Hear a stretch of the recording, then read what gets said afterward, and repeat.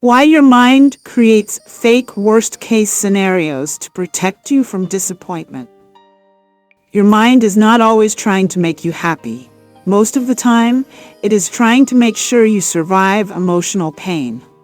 This is why so many people constantly imagine worst-case scenarios, even when life is relatively stable. The brain quietly rehearses disasters before they happen because it believes preparation will soften future disappointment. You call it overthinking, but underneath it is often a survival strategy created by unresolved emotional experiences from the past. Many people do not realize how deeply disappointment reshapes the nervous system. After betrayal, rejection, embarrassment, abandonment, failure, or sudden loss, the mind becomes hypervigilant. It starts scanning the future for danger before danger even exists. The brain concludes that unexpected pain is more terrifying than expected pain, so it creates imaginary catastrophes in advance to avoid being caught emotionally unprepared again. This is why your mind suddenly whispers terrifying possibilities the moment something good begins happening. You finally meet someone kind, and your brain immediately imagines them leaving. You start succeeding, and your mind predicts humiliation. You begin healing, and suddenly you fear everything collapsing again. The nervous system interprets hope as risk because hope creates vulnerability. The more you care, the more emotionally exposed you become. So the brain develops a hidden protection mechanism. Expect disaster early, so disappointment hurts less later. The problem is that this survival strategy quietly steals your ability to experience peace in the present. Instead of inhabiting reality, you live inside simulations of pain that have not happened. The mind becomes addicted to prediction because prediction creates the illusion of control. If the brain can anticipate every possible negative outcome, it feels safer. But this false safety comes at a devastating emotional cost. You stop trusting good moments. You stop relaxing into joy. You stop fully connecting with people. You stop celebrating progress. You become emotionally braced for collapse at all times. Many people live their entire lives emotionally preparing for tragedies that never arrive. Their bodies remain stuck in survival mode, even during safe moments, because the nervous system no longer trusts stability. Peace starts feeling suspicious. Calmness feels temporary.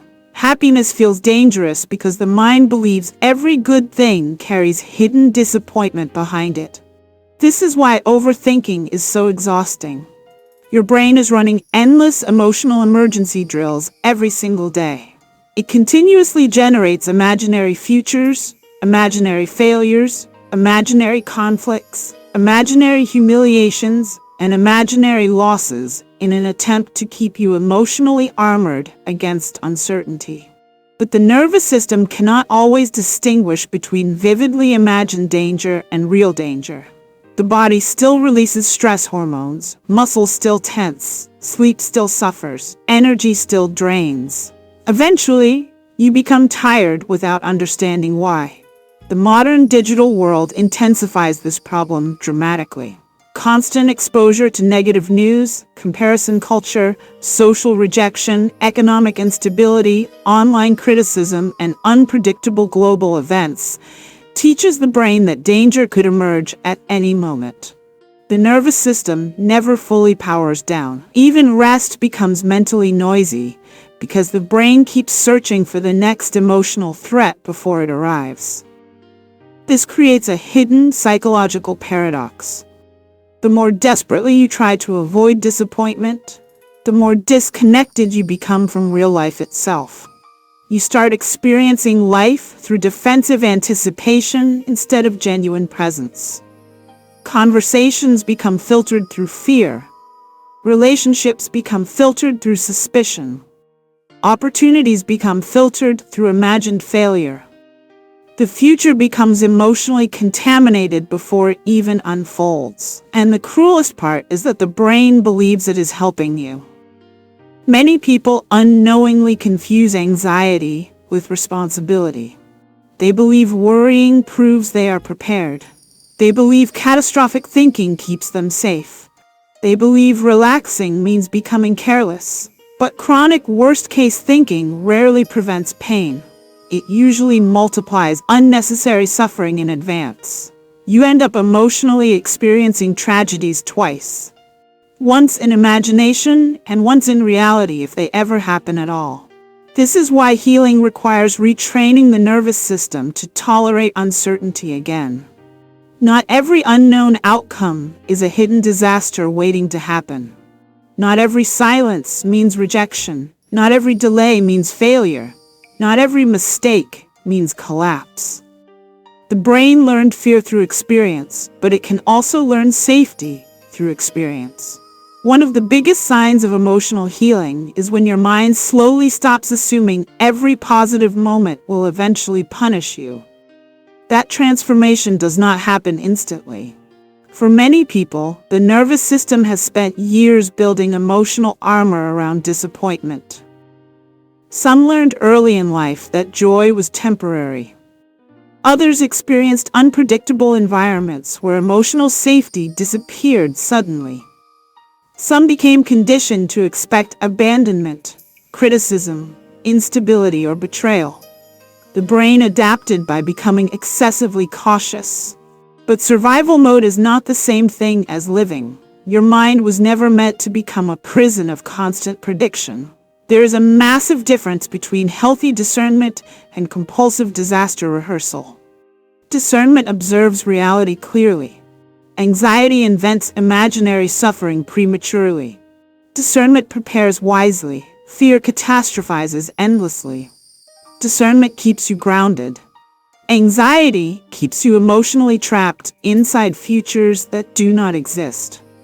The truth is that uncertainty is unavoidable in every human life. No amount of overthinking can fully eliminate vulnerability. Love remains vulnerable. Growth remains vulnerable.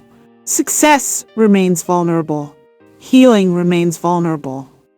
The attempt to emotionally bulletproof yourself from disappointment eventually disconnects you from the very experiences that make life meaningful. Peace begins returning when you stop demanding guarantees before allowing yourself to feel joy. Beloved, your constant worst-case thinking is not proof that you are broken. It is proof that your mind learned to survive emotional pain by expecting it early. But you do not need to spend the rest of your life emotionally preparing for collapse. You are allowed to inhabit good moments without immediately searching for hidden danger inside them. You are allowed to trust stability without rehearsing catastrophe. You are allowed to breathe without assuming peace is temporary. Healing begins when the nervous system realizes that protection does not always require panic. Sometimes safety is found not in controlling the future, but in finally learning how to fully live inside the present moment without fear, constantly narrating the ending before the story has even unfolded.